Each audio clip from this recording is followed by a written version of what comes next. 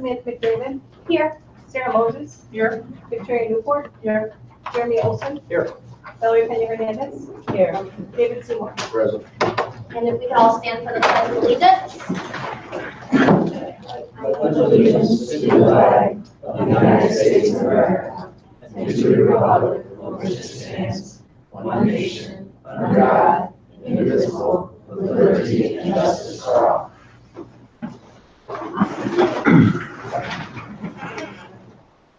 Next, we will have public participation and recognition, the acceptance of gifts and donations, and this is an action item, that the Board of Education accepts with gratitude the donation of $500 in a grant received from Altrusa for the Early Learning and Development Center to purchase books for students, and the donation of a grant in the amount of $300 from Altrusa for Lincoln Elementary School to purchase Iditarod books for the school's library.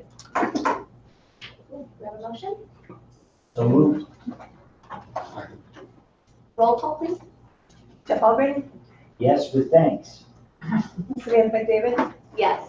Sarah Moses. Yes. Victoria Newport. Yes. Jeremy Olson. Yes. Valerie Pena Hernandez. Yes. David Seymour. Yes. Next, we have recognition. Riley Newport, Clinton Rosette Middle School, 8th grade student.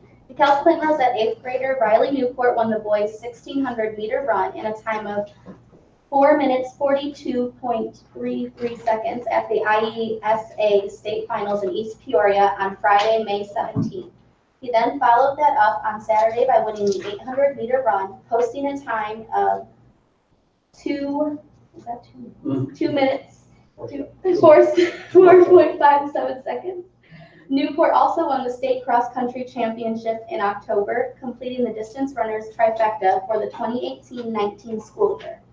Newport will run for DeKalb High School in the upcoming school year, and I believe Coach Kevin Beverly is here. Would you like to say something? Just very briefly, so by hearing the times, I don't know if you guys keep your times, when you run the 800 or the mile, but those are fast. Those are really, really fast. They're running really fast around the track when they do that. So he's obviously a very, very gifted athlete, but he's also a young man that makes me proud. He would make, of course, any parent proud, and he does the DeKalb School District proud. So if you ever hear about all the terrible things going on in the DeKalb schools, there's hope. We have shining stars and really, really good role models to look at, and Riley's best of the best in that regard. So that's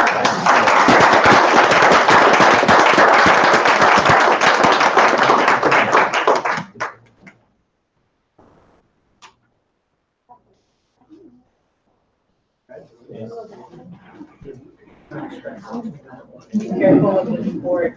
You don't want to see the district.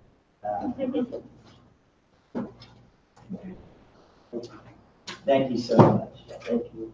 Makes us proud. Congratulations.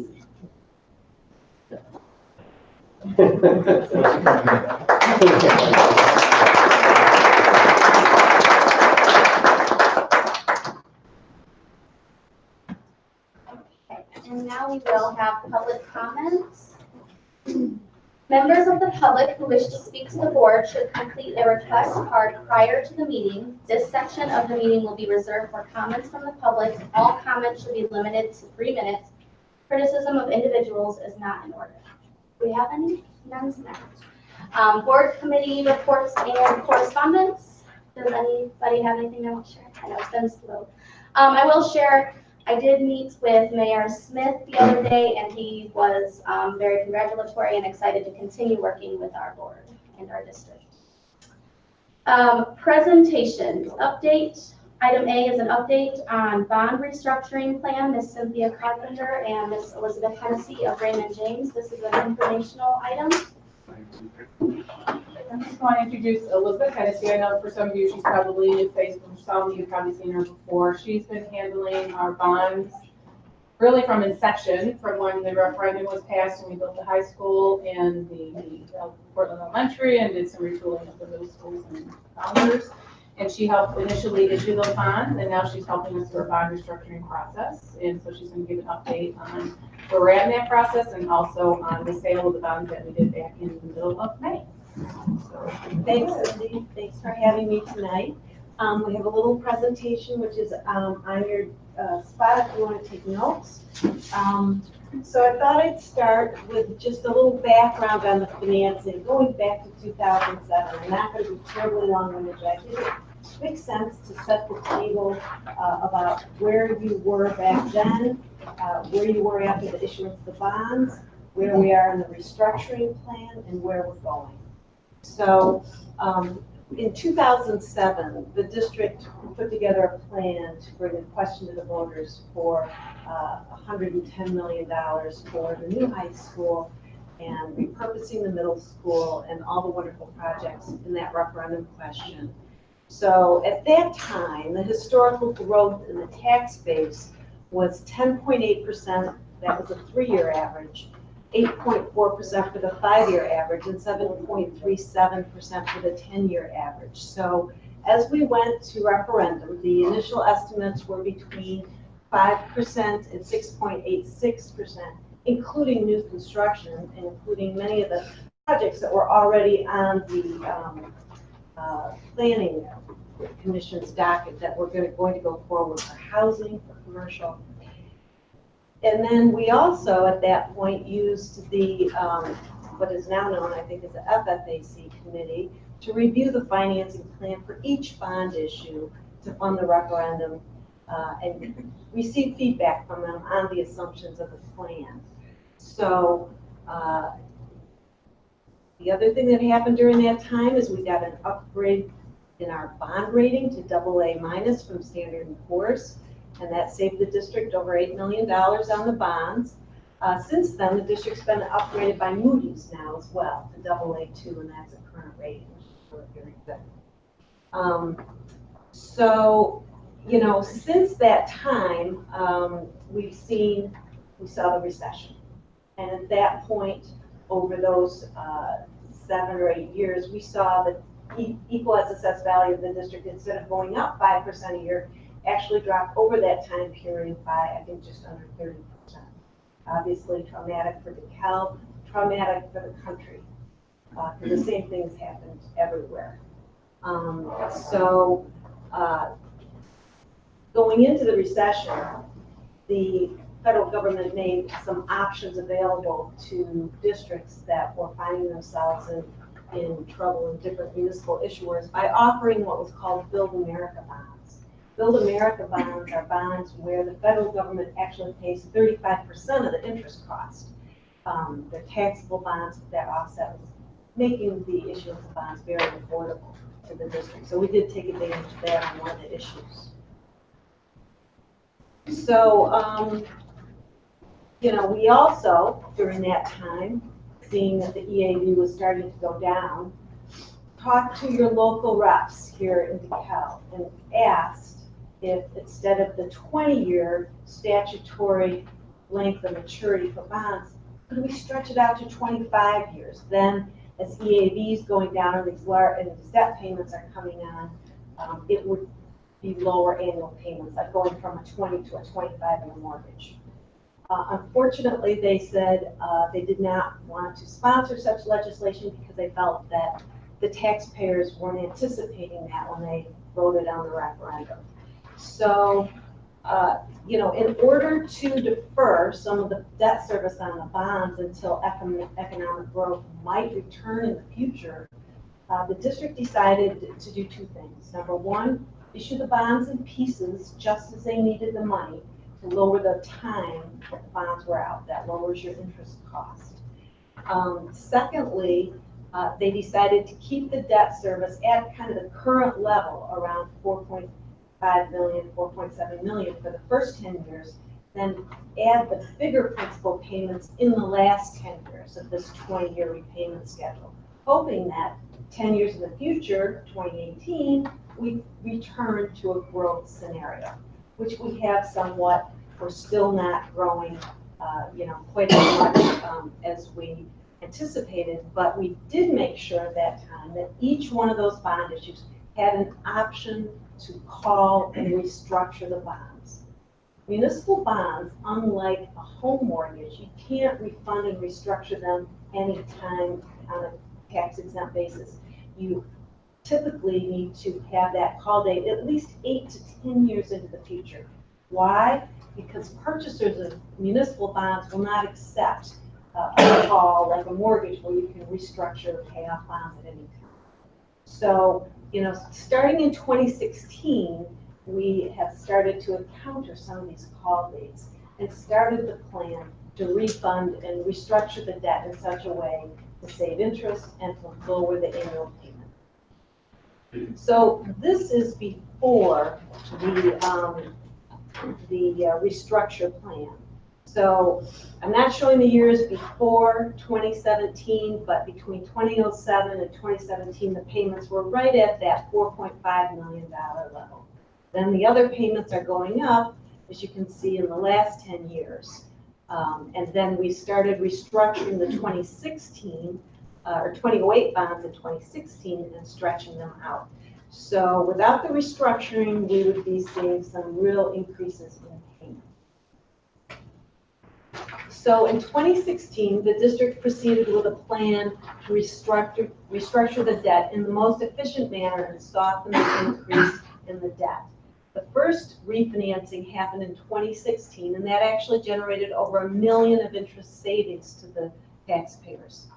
Then in 17 and 18, the Series 2008 bonds were refinanced and extended by 5 years, again with a plan of lowering the payments. In 2019, the Series 2009 Build America bonds were refinanced, and the district also used $3 million of a cash contribution from the city's TIF to help pay down those bonds and create present value savings of $1.5 million. So just like your mortgage, when you have the opportunity to pay off bonds, it makes a lot of sense to take cash and pay those bonds right off, so you don't have to continue to pay interest on them. And then the final step of the proposed financing is the callable Series 2010 bonds, which are going to be callable next spring, April of 2020. We've had several meetings with the FFAC board to talk about using some cash at that time to help pay down those bonds. And one of the things the district was looking at is doing abatements each year, about $2 million a year for 5 years. Now, abatements are great. It lowers the tax rate for that year, but it doesn't pay off principal on the bonds to get rid of the interest. It's just simply a rebate for that particular year. By using that $2 million over 5 years, or that $10 million, you'll actually take out another $5 million of interest in addition to that $10 million of principal on the bonds. So after kind of looking over that, FFAC recommended to the board a few months ago, and I believe the board approved a motion to dedicate that $10 million towards the repayment of those Series 2010 bonds next April. So this is what the debt structure will look like after the repayment. So for the owner of a $150,000 home, without the restructure, the maximum payment was going to be $851. Now, with the repayment, restructuring, the average payment is going to be $444,000, but of course we do have to extend it 5 more years. So I'll just pause there and see if anybody has questions. Well, I would like clarification, and forgive me if it's a thick, I sound thick on it. But so when we pay forward, in other words, we just take $3 million and put it towards our bond, paying the out on our bonds. Over the lifetime of that bond, we're reducing significant. I mean, we're getting a significant amount of money back for that. Correct? I mean, that's right. So you had pointed it out, I think, earlier that we had done that. But what we're doing is, it's not like, in a sense, it's like paying off your car or your home loan ahead of time. you're dropping the total amount of money on the back end, right? And That's throughout, exactly right. and pays throughout. Yes. And it comes back to you in larger number than the amount that you put put in to a certain extent, correct? That's correct. So for example, in the 2019 issue, which we're going to see in a minute, we took that $3 million TIF payment that so timely, that TIF surplus payment so timely came from the city, and we used it to pay down the bonds. So that took out another $2.2 million of interest. So you can see the bang for your buck you get when you pay off principal. But I think also it's worth mentioning anyway that timing of it is critical because the repayment, these bonds have early prepayment penalties attached to them if you don't pay them off in your call period. So once you miss the window, so to speak, you're pretty much going to run into a pretty heavy payback. So even if we ended up with a bunch of money on to pay them off early, we get crushed by prepayment penalties. So that's why the timing of this was so critical. I think that's a point worth mentioning, everybody. Yeah. It's important for people to know that, the people that put us in here, I think they want that kind of responsibility or responsible thinking on our part. So I appreciate the fact that you pointed it out. Absolutely, and I do commend you for moving forward with a plan to pay down bonds and cash. It's not always easy to do when you have a lot of competing interests for your precious dollars for education. But using it in this way is a very wise move to reduce the cost of this debt to the taxpayers for the long run. Thank you. So Series 2019, here we see the savings with regard to that. The market could not have been better. It just keeps getting better. The more we have discussion about tariffs, that's all bad for the economy, bad for the stock market. It has the opposite effect on bonds. It makes the interest rates come down. And whereas over the past couple of years, the Fed has been talking about increasing rates, now we're looking at a possible Fed decrease as soon as July. Because the tariffs pressure the economy and they're anticipating the difficulties. So we initially estimated 3.83% on the bonds. Our final rate was 3.18. So these numbers I know are too small to see on the screen, so that's why I gave you these books. But you can see the So under the yellow is the May 2019 refunding, and you can see, we're stretching out those bonds, we're issuing tax-exempt bonds. Now we're giving up the subsidy from the federal government. That's what we have to do in exchange to issue these bonds tax-exempt. But because we're able to put that $3 million in, we're able to increase the savings despite the stretch out. Then we're going to come back in April of 2020 with the final piece of the restructuring. The bonds are callable July 1 of 2020. We can do it 90 days in advance. And using the $10 million, we're going to pay down that debt and have even greater savings. And it's important to know that even though we've got these bonds out here, we're estimating an interest rate cushion just in case rates go up. So I believe we put in 50 basis points, 0.50 cushion, just in case the interest rates go up on that. That's So, 50 basis points from current too, right now.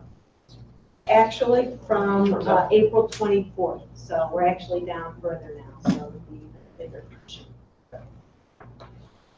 So you can see between these two issues, and putting your cash down at 13 million payoff really reduces your debt by 11.966 million. 6.4 million is what we look at in the present value. And more important to you, I think, is looking at the end two columns where you see the payments, what they would have been pre-refunding, how they go up to 851 in the next 5 years by 2025, and then they would be completed in 2030. Now we're going very more stable with the average around $450 and stretching them out 5 more years. So that's the taxpayer relief we're going to be able to produce with this scenario. It's, you know, I know it's greater than what you paid in 2018 because there you had an extraordinary event of abating taxes of about $1,750,000, which brought the payment for that homeowner down to $234. It would otherwise have been $344. So we feel like this is a good balance of not stretching the bonds out too long, only going 5 more years, paying them off without expediency and leveling the payment. And I think it's worth mentioning between FFAC and Cindy's great contact with the county assessor, we're very conservative on our estimates for EAV, more so even than the county assessor kind of relates to us. So we're on that. So, I'm sorry, just for clarification, I see it somewhat here, but for clarification, that abatement that we gave, it resulted in $124 for the taxpayer? With an owner of $150,000. Right, on $150,000, roughly $130 or thereabouts, right? So Correct. $124, right? That's Is right. that correct? Good, thank you very much. For every of the 16,000, well, not 16,000 homes, they're not an average of 150 in our district. I don't think that it averages out at 150, but somewhat like that. There's 16,000 homes. And we need to look at that again. Ever since we've been looking at this analysis, we've always used $150,000 homes, so we just wanted to be consistent. Right, yeah, thank you. So the last page is just the graphic again, the post-refunding plan, 1 more year of refunding bonds, and happy to answer any other questions. Are there any other questions? This is very thorough, thank you. Thank you very much. Thanks for having me. Thank you, Liz.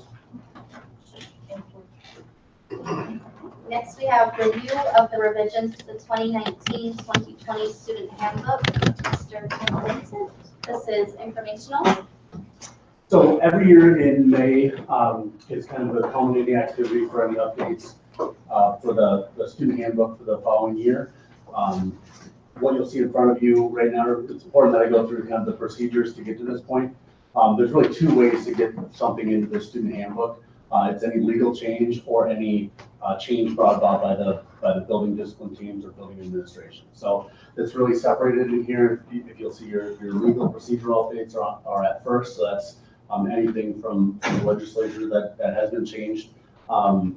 And then at the back, and this includes also any year change, it's really any minor change. So the packet is pretty extensive, but that's really a function of cutting and pasting the existing policy and then including things that are updated just from 2019 to 2020, for example, that the entire board policy is put in there.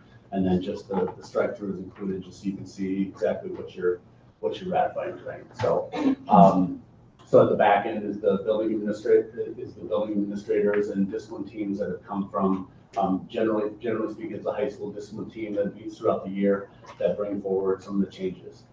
Within the handbook, there's been an effort made to have a kindergarten through pre-K through 12th grade handbook with some appendices at the end. So at the end of the current handbook, there are some things like parking and some other things that are only applicable to DHS.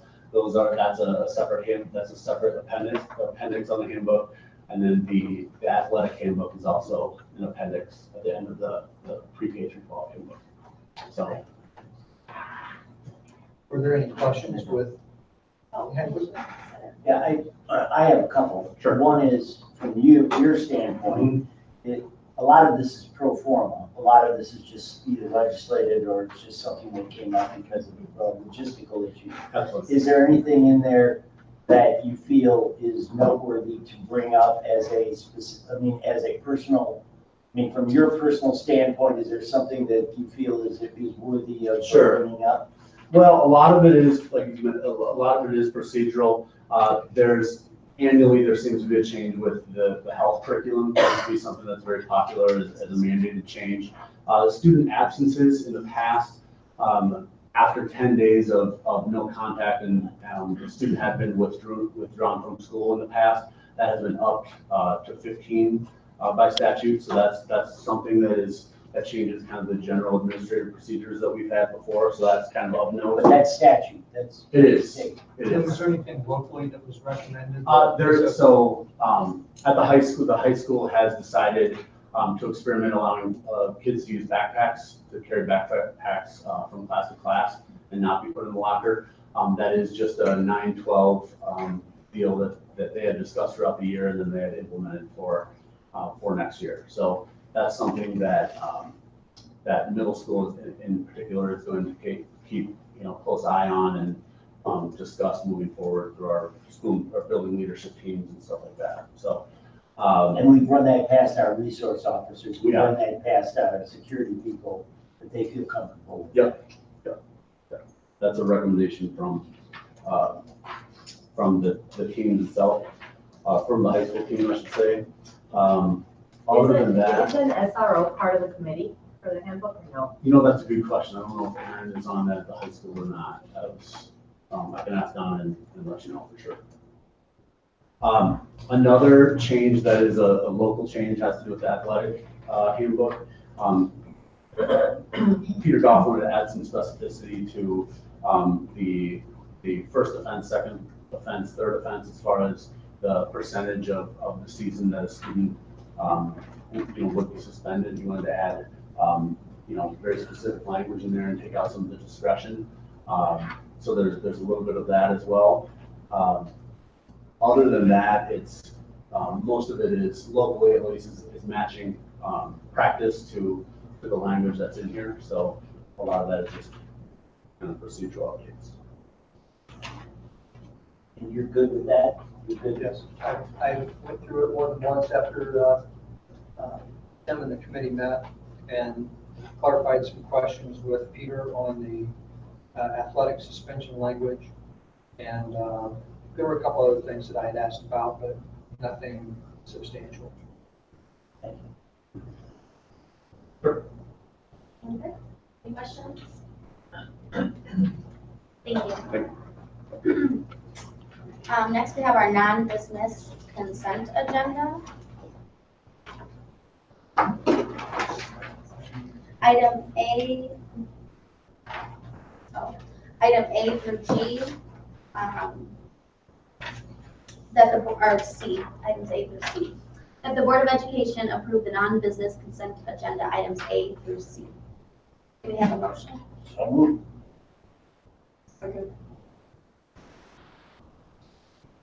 Roll call, please. Sarah Moses, Yes. Victoria Newport, Yes. Jeremy Olson, Yes. Valerie Pena Hernandez. Yes. David Seymour, Yes. Jeff Albert, Yes. Samantha McDavid. Yes. We have the business consent agenda.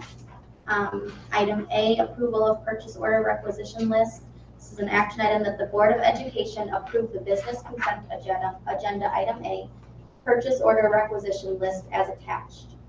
Do we have a motion? So moved. Second. Second. Roll call. Victoria Newport, Yes. Jeremy Olson, Yes. Valerie Pena Hernandez. Yes. David Seymour, Yes. Jeff Albert, Yes. Samantha McDavid, Yes. Sarah Moses. Yes. We have business and finance.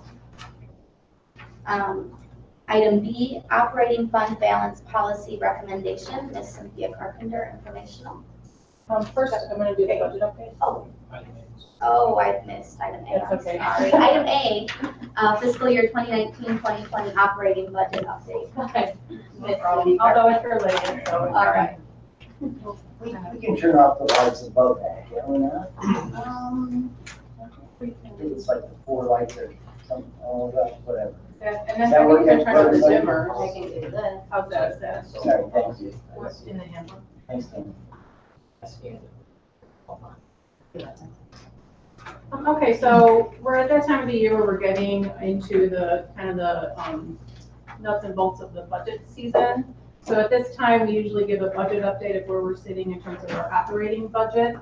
So I'm just going to go through some of the various things and what we look like at this point. And again, we'll do another update in July before we go ahead and do a tentative budget in August. So here's just a quick timeline of where we're at in the process. At our August 6th meeting, we'll go ahead and approve the tentative budget for public inspection, and that's part of the process you need to go through based on the state of Illinois. And we put that on display for the public to view for 30 calendar days prior to adoption. At the on August 16th, we go ahead and we put an ad in the paper to say that the budget is on inspection for that 30-day period. And then we schedule the budget hearing date, which will be on the September 17th board meeting date. And then on that date is when the budget would be adopted. We're required to have an adopted budget by the end of September. So this is just a reminder of where we're at with our current fiscal year 18-19 budget and where our funds come from, basically, our pie chart here. And we've got about 92 million budgeted for fiscal year 18-19, and we're on track to basically receive those funds. There really hasn't been anything. We've actually been getting our money on time from the state, and we actually did receive our third quarter categorical payment already, which typically at this time last year we had not. So we're seeing the money come in fairly regularly from the state, which is great news.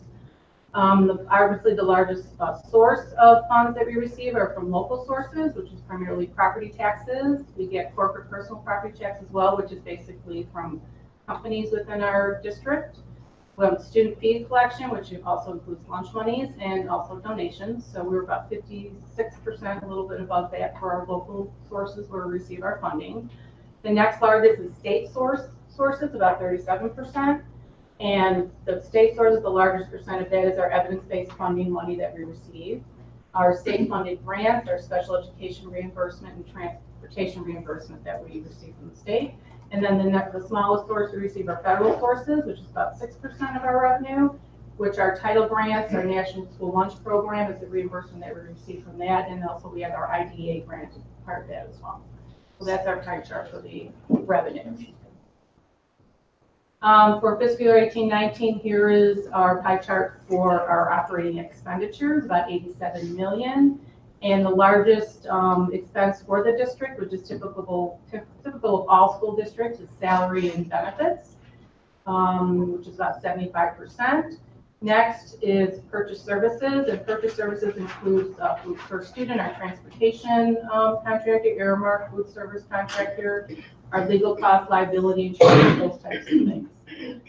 Next is our tuition we have here, which is the biggest cost there is our outplaced students tuition that we pay to private or public special education cooperatives to pay for those students that are out of district. And then we have our salary or materials here, which are classroom materials, cleaning supplies, maintenance, custodial supplies, utilities, those types of items. And then capital outlay, which is basically the acquisition of some fixed assets or some additions or maintenance that we're doing on our buildings. So that's really where all our money is spent. A big piece of our revenue, and which is going to kind of drive where we're going to end at the or for our fiscal 19-20 budget, is the state school funding formula.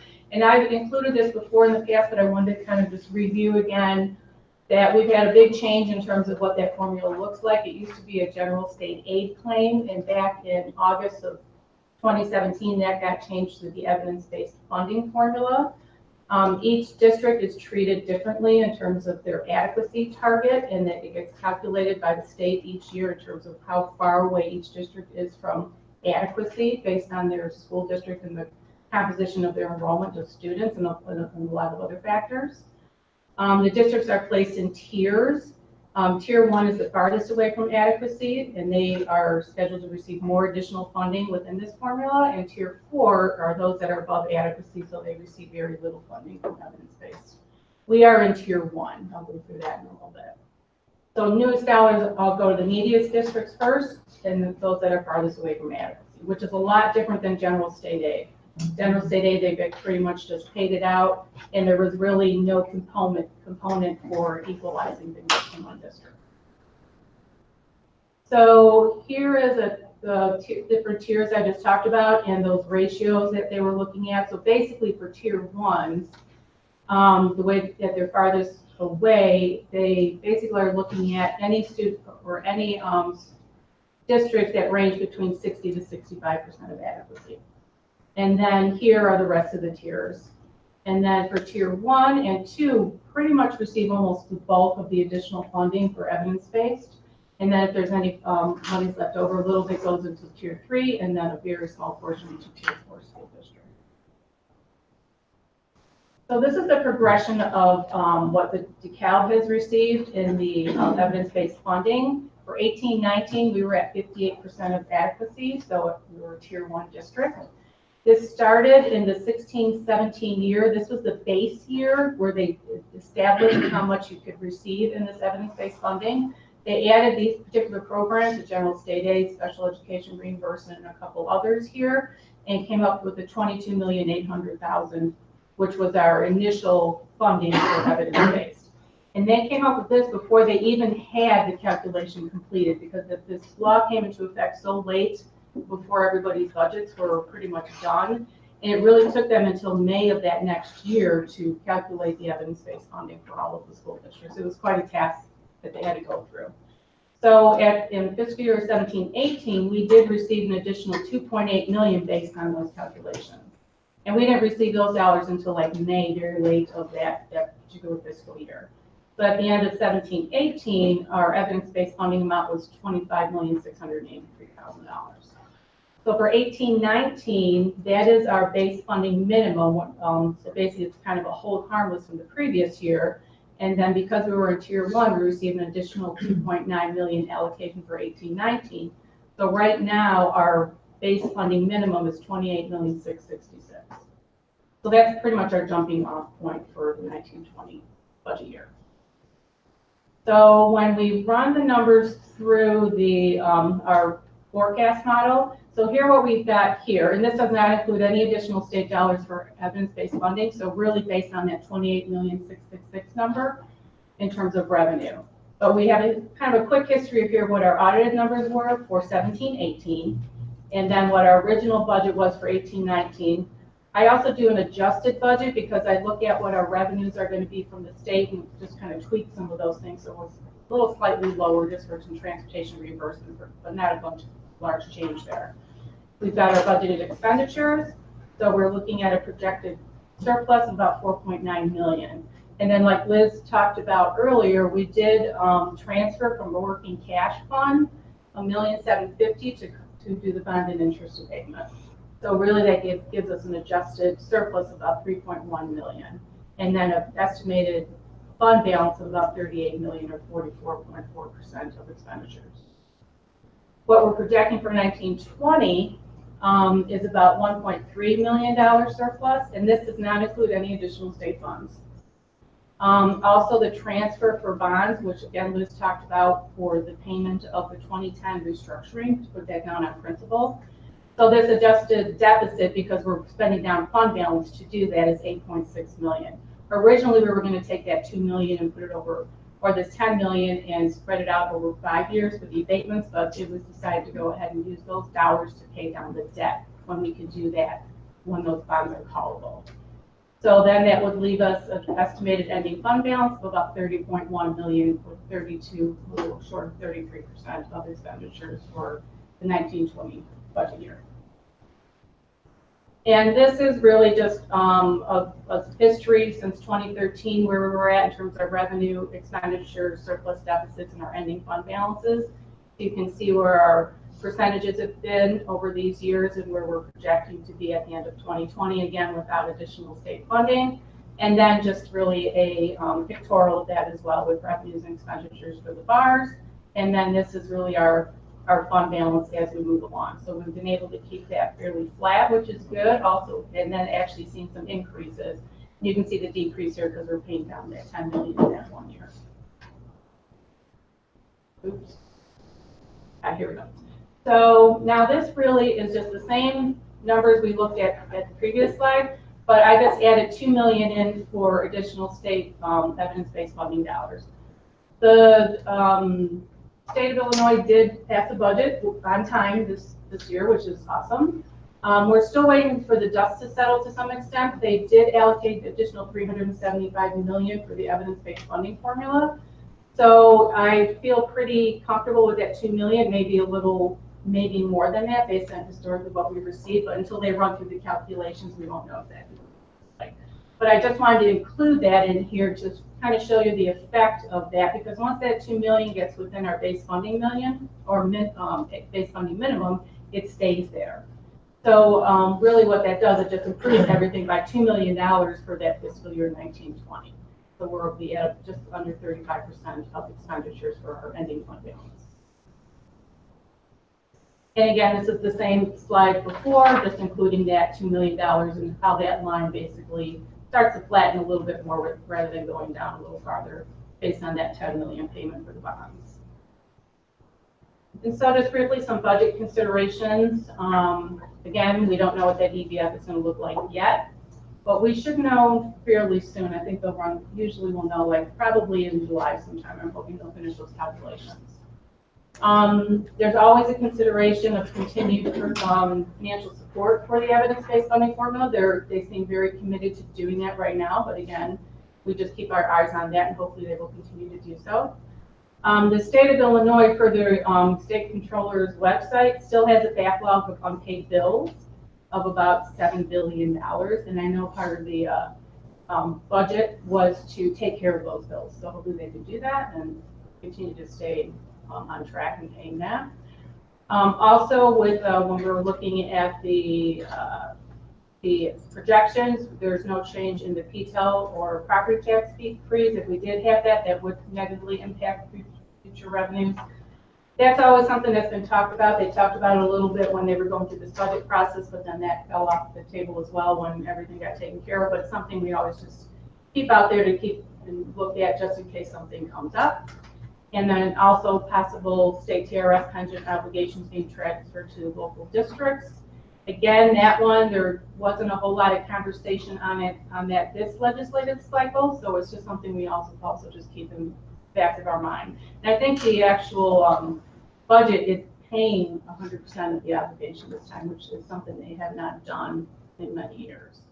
And again, we always want to just make sure we keep track because we are in the bond restructuring process, like we had just talked about, and we want to maintain that favorable bond rate so we can get the best we can. And that's it. Any questions? Yes. The first one is, has our local source funding remained consistent pretty much at that 54 level? Or Well, that is? what's been happening is it's been shifting because we're getting more in state funding. Right. So really, this number used to be like 20%, I would say 5 or 6 years ago, our state funding, and then this was a little 65, as I higher. recall. Or Yeah, so something, now wasn't it's shifting more from local to state. it? Okay. So as we get more and more in evidence-based funding, this, it really is shifting more to the state level. Okay. The percentage will probably get larger. Okay, the second question is tier 1.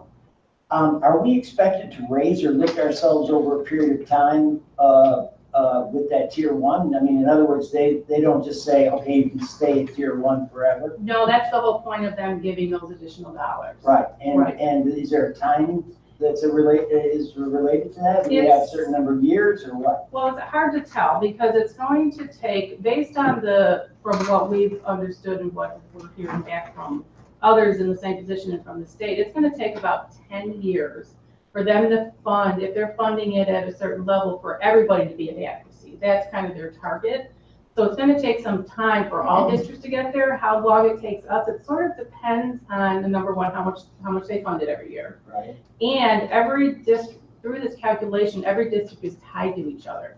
So everybody, depending how their funding shifts from a local perspective, will affect our number that we could receive. So it's kind of hard to tell because we're only in year 3 of this, how long it might take for us to get, let's say, from tier 1 to tier 2.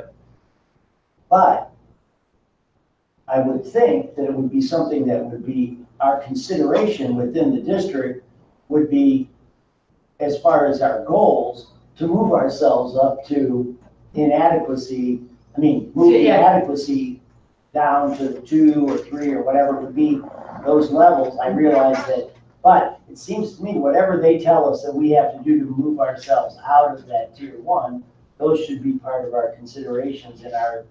Well, if we Well- move out of tier 1, we'll receive, tier 1 and tier 2 receive about the same, but as you move from tier 1 to tier 2 to tier 3, you receive less money. I understand that, but what I'm saying is, it just seems to me that if I were downstate, I'd say, you're at tier 1, we're gonna give you X amount of dollars, but you're gonna have to move out of tier 1, right? Well, actually, that's not necessarily true. No? We don't know how many schools are in tier 1, tier 2. Well, but what happened, but again, as Cindy was explaining, it's also dependent on every other district.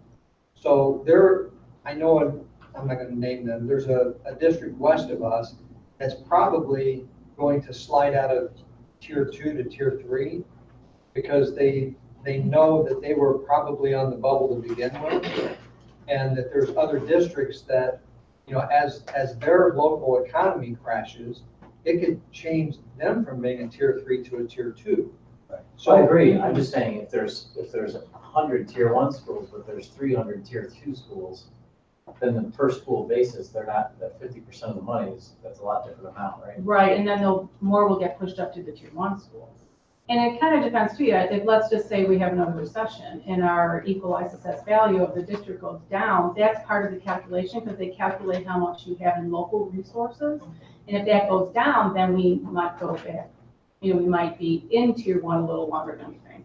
And there's not a whole lot we can do locally to affect that because it's really up to the state. Because this whole formula is basically up to the state to provide the funding to get the schools to adequacy. So really it has everything to do with funding. So really, it's Doesn't really it up have a to, little to do with EAV, doesn't it? It has to do Sure. certain, it To has certain to- extent, yeah. Percent of low income students, percent of Yeah, ELL there's a students, lot percent of of stuff. there's a lot of Special factors, yes. Right, there's a lot of stuff that goes into it, and some of us is not under our control. Well, Right. I just wanted to get into that a little bit. Mhm. But the last thing that I have is, the 10 million seems like a great idea, given the 10 million that we're contributing to the bond thing, and that's that graph that you had. The 10 million, because that was brought up by Lisa, is that there was a window, right? That we need to contribute to Yes. that, to get into the certain range. But it does seem a fairly large change from 3 million in the plus and to now we're moving into, in parentheses, we're moving into that $6 or $8 million figure. So that's a fairly large jump. Yeah, and we're basically, because we're taking money out of the fund balance. So here we've got our ending fund balance of about 38 million. We're consciously making the decision to take that 10 million out of that fund balance in order to support that. Which Kerry So- talked about fairly significantly when he was here. And, yeah. No, I was just gonna say, because this might help answer part of the question too, is maybe you could discuss, and I don't know if we have this included here, but in terms of comparative districts and what their fund balances are, who do their accrual counting the same way that we do, where that 32% number actually lies in general. I think that's actually a pretty good number. Yeah, actually, compared to others, we're in pretty good shape because and I know because you're an FFAC as well, so we went through all of these, different fund balance policies, and we'll talk about that next, and where we would like to be and what range we would want to be in. And when we compare ourselves to other districts, we're actually in pretty good shape in terms of our fund balance because we also defer taxes, which means that when we're actually receiving our taxes for the 2018 tax levy year. Now we got a little piece in May, and we'll get about, a big chunk in June, about half the taxes. We do not allocate those funds or include them as revenue until the next fiscal year. There's not a whole lot of districts that do that. And meaning that for us, at the end of the fiscal year, that's our lowest fund balance. For districts that don't do that, it's actually within their fund balance. So if they're looking at a policy that's similar to ours and they do not defer the taxes, we're actually in much better shape than a district that does that. And also, Jeff, because the district's in the position we're in, we have the opportunity, and because it's available, we can take $10 million and pay it down on bonds in the best interest of the taxpayer to try to knock that principal down. Otherwise, if we were in, worse shape, then we would have to, sit on that 10 million as a part of our fund balance. So it's a self-imposed deficit. Right, and I one time. was part of that conversation, so I think I understand it. I just wanted it for informational purposes. I wanted us to point that out, not only to the new people on the board, but also in general. I mean, that's the consideration. So I was, like I say, I was party to that. And I listened to Harry a fair amount on that. So. What I think is interesting, which I didn't remember, is that it looks like the last 2 years were kind of outliers in terms of the fund balance on the next slide. So Let's see, which, like here, those last 2 years, like 44 and 43 were, well, I guess that's one's the budget. Those are kind of outliers looking at Yes. historical, you know what I mean? right. 32 actually brings us kind of back to where we were. which Yeah, is- kind of back in the average, like where we were here. I mean, we had some years where we had some deficits, but those were, we knew we were spending monies on specific things. And those are pretty lean years too. I mean, we were, we're still kind of in recessionary times, even in 13, and it's kind of a delay by the time we see an uptick in stuff because it takes so long for the EABs to kind of recuperate and come back. So we were, and we, purposely, we received some state construction grant dollars and back in 2011, 2012, and 10 million of that FFAC decided to keep those in fund balance purposely so we can kind of weather those types of storms. And we were able to do that. Now we're in a position where we can take those funds and pay down those bonds and make those tax payments a little bit more palatable. Oh, did you have one more question? No, just I want to make a comment. And Lisa pointed out that $10 million, because of the opportunity that we have right now, that's working a lot more for us in doing it now. Yeah, actually the timing worked out pretty well. Yeah. I mean, that's, somewhat fair to be honest. Speaking of fund balance, Okay, all right, ready to go to the yes, next we're one? ready to Okay. go to the operating fund balance policy recommendation. So at Discussion and informational. So at FFAC, we have been discussing basically this fund balance policy, and I'll keep this slide up here as well. And the second page, I think that was part of your packet here, we have the current health policy, which we had established at 15 to 25% of operating expenditures. And basically, we're looking to bring that up a little bit to be 20 to 30% of operating expenditures. We feel some of the rationale for that is we've stayed within that range actually quite well, even during some of the tough times here. And also, we're projecting, even when I looked at our 5-year projection, we're still in pretty good shape, even with the 10 million out. And looking at just evidence-based funding and staying flat, we were still in pretty good shape in terms of our total fund balance. And of course, FFAC, we talked about this a couple meetings, and they're making the recommendation to increase that range to be 20 and 30% of expenditures. So something to consider. And this would come back at the next meeting for consideration. Are there any questions? Are there any questions? I have a quick question. So they see, but I don't remember exactly why. I mean, I'm all for changing it to 20 to 30%, but my question is why now? Moving the fund balance. So the policy now, why now? And why not later? That's my question. Well, I think because we were looking at some of this history here and also looking at the level we were at, let's just say even for this fiscal 19 budget at 44%, so we were well above that, our minimum. And we had not really revisited this policy since it was instituted back, I think, in 2006, when this was originally put together. So, and I know when Carrie was here on the board too, he was like, maybe it's time to take a look at that and revisit. And just kind of keep it more in line with where we're actually heading and give us a little more room. And actually, as we're restructuring these bonds, this is something when we do our bond rating call that I'll make very clear. Look, we're increasing our fund balance policy. We're staying conservative. We're staying fiscally responsible. I So think Carrie's point was felt like the basement was too low. the 15%. Yes. So the rationale is because we hadn't revisited the policy since 2006, is that what you're saying? Yeah, that's part of the rationale as well, just to revisit that as in light of current situation in fiscal, where we're sitting fiscally at this point. Okay. Any other questions? Is there a consensus to bring this back as an action item? Yes. Thank you. Item C, textbook budget expansion. Oh, this is you again. Yeah, that's why I'm still standing here. And Dr. Denny, you were also. Yes. So back in the 2015-16 school year, when the 1-1 curriculum technology program was instituted, there were a lot of budget reductions that were done to help support that. Some of those included some reductions in technology, in the O&M department, and then also in the curriculum and instruction area, which included to decreasing the textbook line item by $120,000. And the plan at that time was to decrease that budget for the 15, 16, 16, 17, and 17, 18 school year. And so they've been able to make it through those 3 years as well as this year with that decreased budget. And now they're looking to increase that get that budget back up to where it was back in 15, 16 by 120,000 to the 340 approximate amount.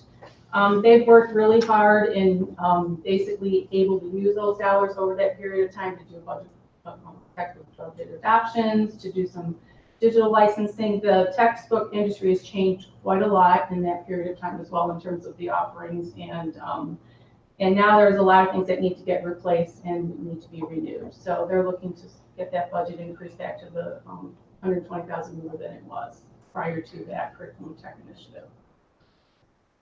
And actually, that is something that's already been incorporated within the budget numbers that I just presented. Are there other questions? Why did they, all right, so this came up at FFAC, so I'm gonna have to ask it. There was supposed to be some significant savings, I think, at other places when we went to the Chromebooks. And have we looked at if those were realized, and if so, like, were they, and that sort of thing? Because, I mean, there was a reason why we did this, and then there was supposed to be other cost savings, so then when we brought this back, I believe, that's what my understanding of it is, and you can correct me, please, I'm not a little new on that still. Okay, but maybe you can get some insight into that from If you're going to want to kind of talk about that, because I know, well, I'll just kind of give a brief overview, because I know when we went through this, we had like the tech department, business office, curriculum instruction, everybody was kind of going through and trying to figure out, okay, how can we make this fit within our budget, especially under, it was at a time where we, were just coming off a recession, so, and we were having some issues with state funding, so, but we knew it was the best thing to do for kids, so it was a lot of talk as to how can we make this fit within the budget. And in order to do that, we knew that we had to do some reductions in areas. And knowing that probably in the future we'd have to revisit those areas because, are they permanent reductions, or until we get the thing in the program running, do we know that we need those dollars or do we not need those dollars? So I think at this point, in terms of from the textbook perspective, the thought that the Chromebooks would replace textbooks, I don't think that was really the case at that time. It was because it was really kind of unknown, when those Chromebooks first came out. And we were one of the first districts, I think, that really had instituted that program. So now that we're at this point, we know a lot more, and the textbook industry has really changed because of the access to digital technology and for those kids to have access to those Chromebooks. They're really, to say that you don't need those dollars is really not correct. Because there's something that we just really need, we need to keep up with those digital licenses. We still need to adapt textbooks, even though sometimes they're not physical textbooks, there's still a subscription to the curriculum. So from an overall budget perspective, though, what versus, I guess I would like to see, what we actually thought it was going to be versus what it actually is when it comes to class educational things, the books and the. Here's what I would like to know, and I obviously wasn't here. I don't know what was promised to the public or to the board at that time of what the cost savings would be, but you're basically swapping digital license for purchasing hard textbooks. Yeah, right. And textbooks, they have a shelf life of however long, depends on the content area. But the textbook companies are still charging for that same textbook, just in a digital format. So it's not like they're free out there on the internet somewhere. And we have to pay for them, and we have to pay for, you know, if we have 400 kids in Algebra 1, we have to pay for those licenses. But I want to jump in here because I have personal experience in this. But mine is very different. My experience is very different. I have a group of kids come in, I have a group of young people come in. They have a lifetime of using, I mean, their lifetime of using that book, instead of purchasing it at $150, which they used to, they are now renting that book for a semester for $75, right? So it's a significant savings to them. However, we don't have that get passed along to the next. I mean, my book is not passed along to the next class like it is in our schools. So that cost saving is very obvious to me. It's very obvious that they're not going to be paying $150. They're going to be paying and never using it again, and then getting back to like a very small amount for selling the book back. So that particular savings is good in a higher education, that particular thing.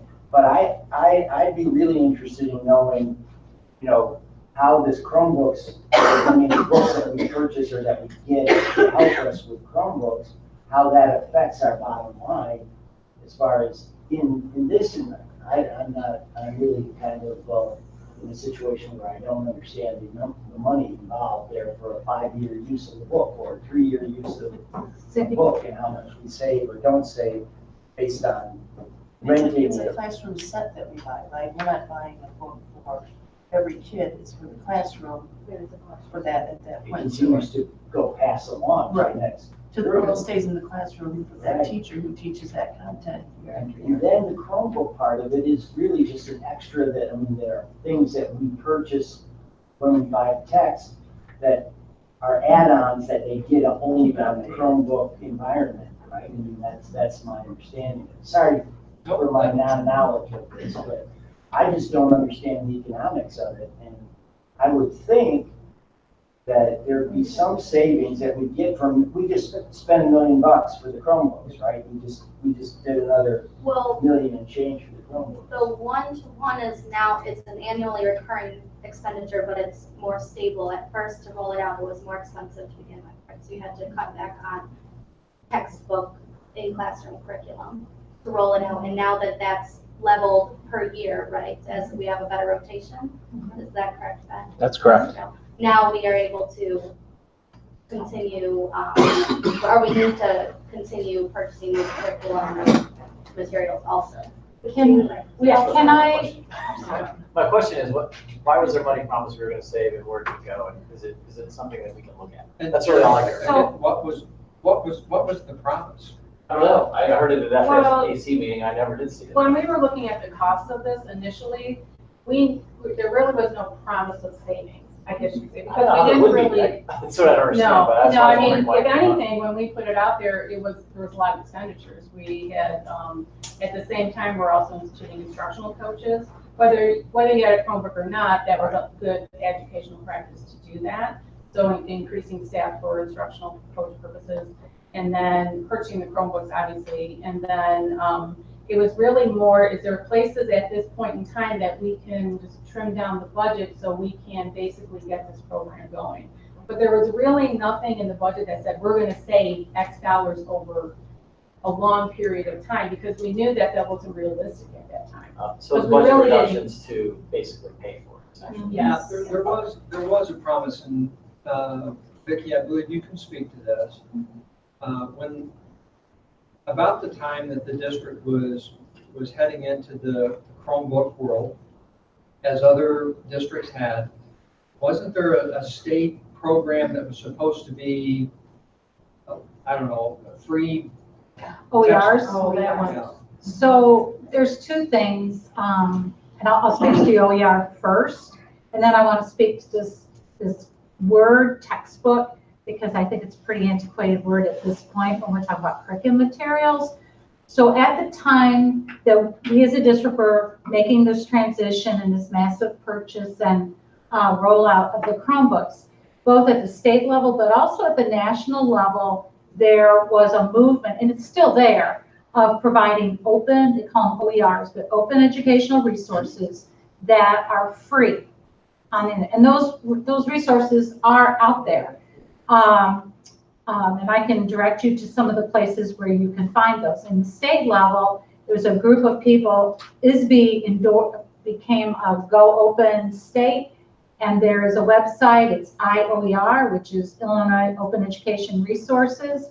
So there was a promise there, if we're talking about promises, that these free open educational resources would be available, and that might be where there'd be some cost savings. But the reality is 5 years later, yes, those resources exist, but one, they're limited in terms of providing differentiation to school districts, access to different languages.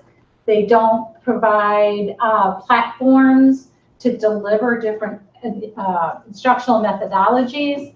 However, what we're finding is those OERs are a great source of additional resources to fill out the curriculum, to help teachers diversify their curriculum. I'm particularly thinking right now in the ELA department at the middle school and the humanities department at the high school. Just give you one example, it's called a Lit ELA. And you go there and all the canon texts that we all grew up with are there, they're free, and yet, and then at the same time, this digital platform can pull based on students' lexile levels. If you put in like a topic or a theme, it can pull the actual articles or text. I mean, those are some of the tools, but you can't build a district-wide curriculum per se around those. So what's evolved over time is that textbook companies, but they've increased, which I'm kind of excited about, have gotten smart and have realized that we can leverage the technology piece. We keep talking about that digital platform. Originally, like when we were adopting someone, I'm looking at Victoria, particularly those early days when we were passing like algebra and geometry, algebra 2 through Pearson. It literally was, that platform was, here's a physical book, here's it digital online, and oh, by the way, we'll give you some quizzes and tests. Now the game has completely changed. One of the reasons why Kim and I went to Cindy and said, we've got to look at increasing this, we've got to rename it, because we're not talking textbooks anymore. Right now at the middle school, we're looking at replacing the core materials, CMP3, which were adopted back in 2014. These new platforms now are student adapted. Students go in, they take these pre-assessments. It's computer adaptive, so as the student's working to show what their skills are, the computer adapts to it. Then it puts out information. Teachers go into that database, and now they can actually personalize the student's learning based on the strengths and weaknesses of that pre-assessment. And then utilizing that platform, you start to see, you know, so like teachers can use it to group, they can personalize the assessments. That's the kind of dynamic platforms that are starting to come out, and they're coming out from smaller companies, not the big ones that we call textbooks. So these platforms aren't cheap. They're just as expensive as when we were buying textbooks. We also are recognizing that students need a blend of both. We're discovering that, you know, not all of us, and I'll speak for myself, can learn everything on a screen. We're finding that paper and pencil still play a role in the classroom. Working on reading text out of a book as well as off of the screen, still an important skill. So it's a long way of saying that what we saw in 2014, 2015 is looking very different now in 2019. And the cost is still there. It's just the way in which the technology is being leveraged. And that's why we need to get rid of the textbook, because in essence, yeah, we're buying some classroom sets, but in the bigger picture, what we're really doing is we're purchasing learning systems. And then, I mean, Ben and Jenny could go on and on about all the other apps we use to enhance and enrich students' environment, to differentiate. Maybe it's a whole new ballgame. Thank you for that thorough answer. I Yeah, appreciate very good it. answer. Thank you. Thank you. Do we have a consensus to bring this back? Subject, or item D. Before that, Jamie, and this was the old board, and this was more so Carrie, but you remember we all had to send you questions about the plum books and, you know, what they were doing. I don't know if everyone sent questions, but I know I sent you a lot of questions. And I don't know if we can get a presentation, just especially since I guess a lot of people, I would have to see what that was framed around, because it wasn't just about Chromebooks, it was framed around another question. the utilization of the Chromebooks and how they were. Carrie had questions about how we were utilizing them, how they were, how it was changing curriculum, and it goes directly back to what Vicki is saying right now. And I guess it would give us an overview of everything. Melissa, will you remind me to pull that? Okay. Item D, food service contract renewal fiscal year 2019-2020, Aramark Educational Services. Still up. Okay. So back in May of 2017, we contracted with Aramark Educational Services for a food service vendor. Part of the process of going to get a food service vendor is every 5 years, the state requires us to fully bid that contract. Kind of similar to what we just did with the transportation contract. And because we're part of the federal child nutrition program, we have to follow the prescribed way to do that. It's a pretty long document, and they basically don't give us a ton of leeway with it. So at the time we did that back in May of 2017, or during that period of time, it was prior to that, we actually started the bidding or the bid process back in like December of that previous year, so it is a long process. We did have various vendors that were interested. They had to come to a pre-bid meeting, and then they then can bid on the services. We did have Aramark. They were the only bidder at that time, so we contracted with them to start our food service program, which started in the 17-18 year. So they've been with the 17-18, 18-19, and now we're looking to renew them for the 19-20 year. So we already have a 5-year contract. These renewals are really to set the pricing for the next fiscal year, because the contract is very specific in terms of what that pricing should look like. It's usually a function of CPI, and then we set that pricing, and we actually pay Aramark based on a per meal count, and then we also actually receive reimbursement from the feds, mostly from the federal government, and the state also based on per meals. So we're looking to extend that. The CPI for last year that is tied to our contract is 1.9%. So that would be the increase in the prices from this year to the next year. And Aramark's contract staff is in the process of getting those documents together, so we will bring that for consideration at the next meeting. And we do purchase, we actually offer breakfast and lunch at each of our schools. Are there any questions? Do we have any consensus to bring back? Yes. Item E, change order request, seal coating project, Cal High School, Miss Tammy Carson. This is an action item that the Board of Education approved the change order request in the amount of $12,986.20 plus $2,337.52 in contingency and architect engineering to seal coat the DHS pathways in conjunction with the previously approved seal coating project. Is there a motion? So moved. Is there a second? Second. Discussion? No? Roll call, please. Jeremy Olson, Yes. Valerie Pena Hernandez, Yes. David Seymour, Yes. Jeff Algren, Yes. Samantha McDavid, Yes. Sarah Moses, Victoria Newport. Yes. New business administration. Item A is additional 1.0 FTE for 5th grade intensive. Christy Meyer, this is an informational item. Good evening.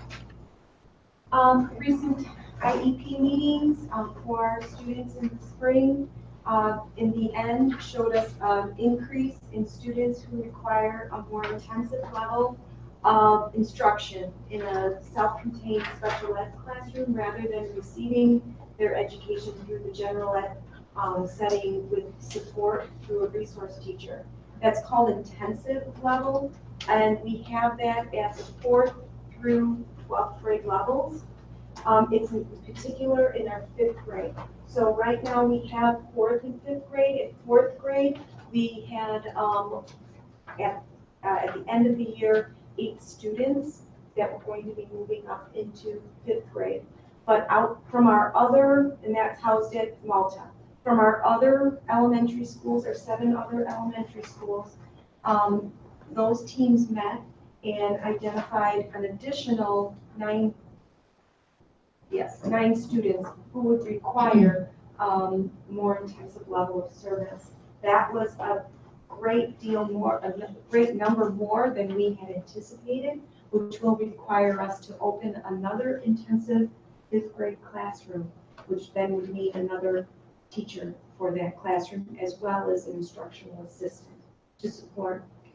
As I presented in your packet, there is administrative code that tells us that we need to provide an additional classroom setting for those when we go above 13. Actually, it's at 8, but if we add another instructional assistant, we can go up to 13. So that's where we're at right now. Yes, sir. Question is, are we at that 13? We're above that 13. We're at So 17. where are we, 17? Yes, sir. 17. And I would anticipate that we would have more as the year goes on, as we did this year. Okay. Well, I have a point that I'd like to make. When we did this back in, I can't remember when we did the FTEs, we had a bank of FTEs that we approved Yes, sir. not too long ago. And I said, we've eaten up our bank at this point. And so here's my issue, pardon me again, but here's my issue is we saw this coming. I mean, you saw it growing from pardon me, but you must have seen that this was going from 8, which is the number, to 9, to 10, to 11, to 12, to 13, to 14. Now we're at 17. We must have anticipated to a certain extent the fact that we're going to need another FTE. We have we have IEP meetings that continue right up till the end of the school year. And we started our FTE discussions back in February and in March. Again, as the IEP meetings continue and these students were identified, it was a little bit of a surprise. And The jump from, They weren't previously in intensive classes, some of these students. All of the new students. They were on our radar. 6 weeks, I'd say 6 to 8 weeks ago, what we did is put out, let us know, are there any that you anticipate, right? And at that time, we had 14. And 14, our plan was to do a multi-age of 4th and 5th grade. We could be creative in order to serve 14. But when the actual numbers came forth 6 weeks later to 17, we cannot serve 17. And the reason why is because you have 17 5th graders that then need to access their general ed classrooms, and those are only 2 classrooms at Malta for those 17 students to integrate into, and that drives up the number of the ratio too high of special ed and general ed. So we did anticipate 14 of possibilities, but these others, either they were, I can only guess, move-ins, or just teams saying, oh my goodness, we need to serve this child in a different manner based on an IEP. again, pardon me, this is not, I've been doing this for 18 years, but I don't deal with that particular issue. Sure. But is that because of reclassification, reanalyzation of the person's needs? Is that because of new people coming in? Is it a mixture of those things? What is this, what is it that determines that we are then increasing in number? What a team does, an IEP team does, is they look at the progress that a student has made. We have a rubric that we have the team go through. We have a coordinator, so an administrator is present as well. So we have a little gatekeeping there as well. And so I am confident that every child who did then qualify at the end of those IEP meetings did so qualify and should be in that intensive class. So it's a combination of children who did move in and then we discover they need a more intensive level of service, or it's students that we currently have that when the team got together and problem solved, found that that student needed more intensive level of service. So you cannot determine placement. It's against the law to determine placement prior to that IEP meeting. You have to come together and have that discussion. And as Jamie said, that does, unfortunately, we have meetings through May. Yeah, this is really just clarification for my purpose. I don't mean to Scrooge out here. I'm just simply saying, how do we get the increased numbers? And I guess to Students in need. I understand students in need, but the concept for me is how does that need develop? And apparently what you're saying is that it develops by a meeting of the group, and they determine whether that number has increased. How the student has progressed or not, or did not It is progress. student by student. Mhm. Right. And we haven't moved them out of IEP? Yes, students do, no longer need an individual education plan. And then do we move people from the students from the general population into IEP based on performance? And I mean, so, And a testing, a whole case study evaluation. and the regular teacher goes in front of the IEP committee and says, here, I want you to give consideration to this student maybe being part of the IEP program. The general ed teacher is part of that team. There are It's a several long process. Sounds complicated. Well, we take it very seriously to determine a child. I have as a a question disability. taking it seriously. No, but I it think is what we a do- process Yes, thank it is a process. This, seriously, and I'm not being sarcastic, this could be a 2-hour meeting in of you. I itself. understand. The whole IEP process and how it's determined. It could be a parent request that an evaluation be made. It could be a teacher's request. In some cases, a physician can request it. Yeah. There's, and we're looking at, is this particular student, because it's an individual, is this particular student at grade level? Let's just talk about the academic piece. Is this student performing at grade level? And if not, what are the barriers that are keeping the student from being at grade level, whether it be in reading or math or both, and then there is an extensive process to go through to determine what services are needed, whether in this case, these are students that are not at grade level that need more intensive support to ideally get them back to grade level at some point. And it always is how that is impacting them academically. So even if it's just impacting them at home, doesn't matter. If it's not impacting them in the classroom and teachers and staff don't agree, then there's really not. And it takes a long time. I'm telling you from experience, it's 4 years with my little one. So it's a 4 years to a case. So I can tell you it's not easy. They don't just, sign off on it. So.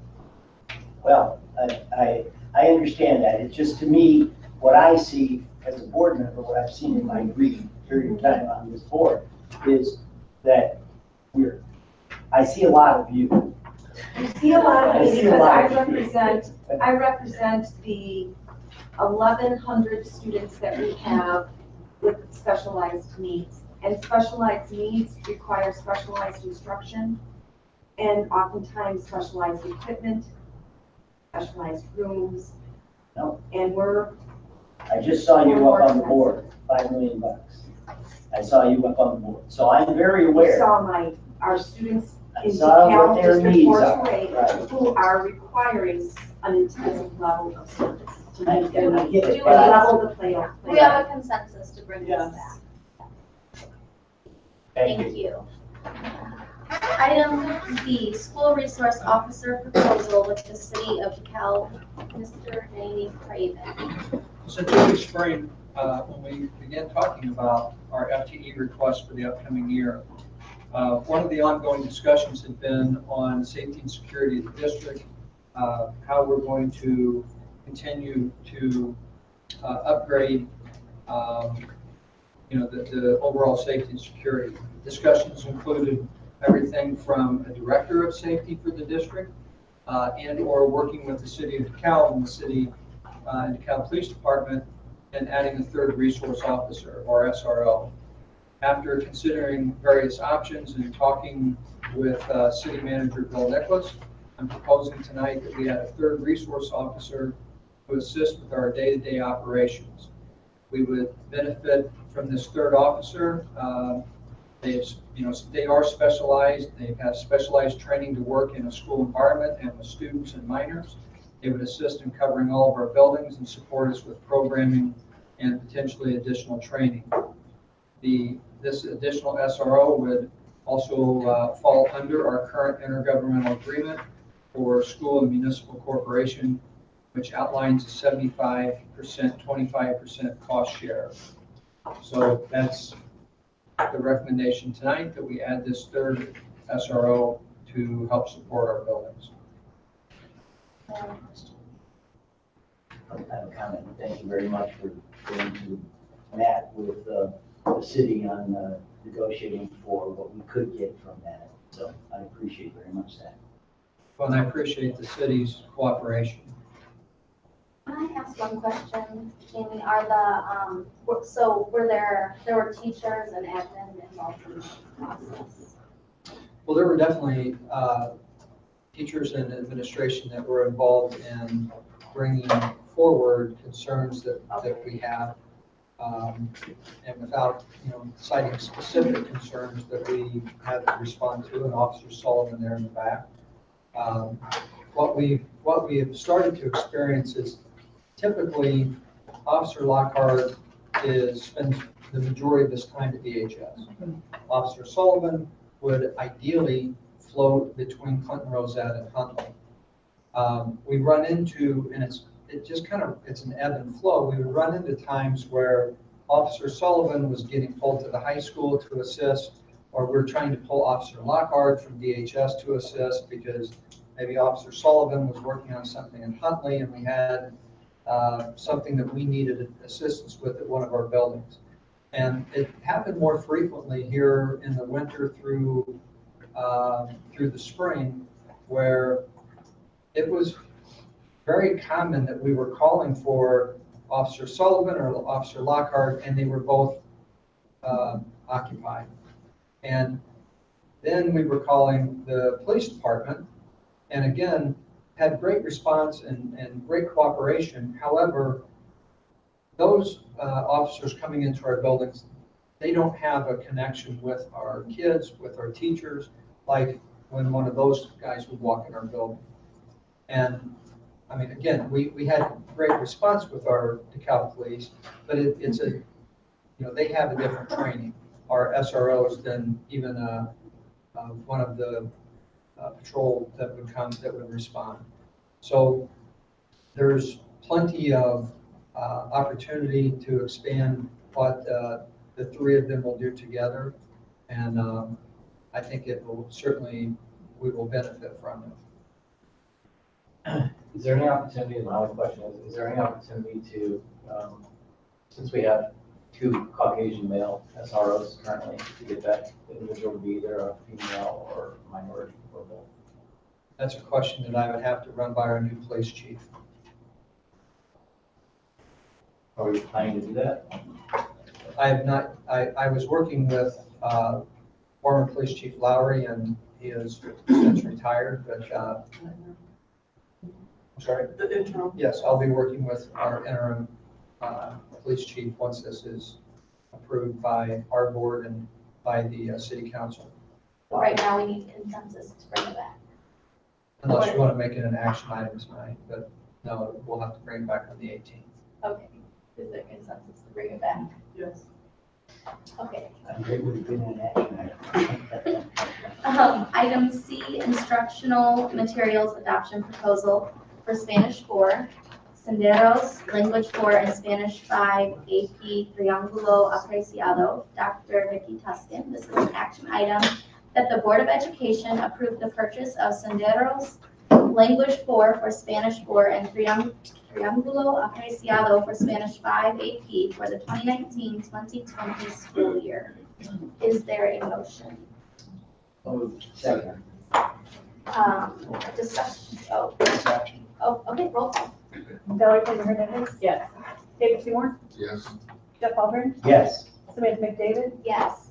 Sarah Moses. Yes. Victoria Newport. Yes. Jeremy Olson. Yes.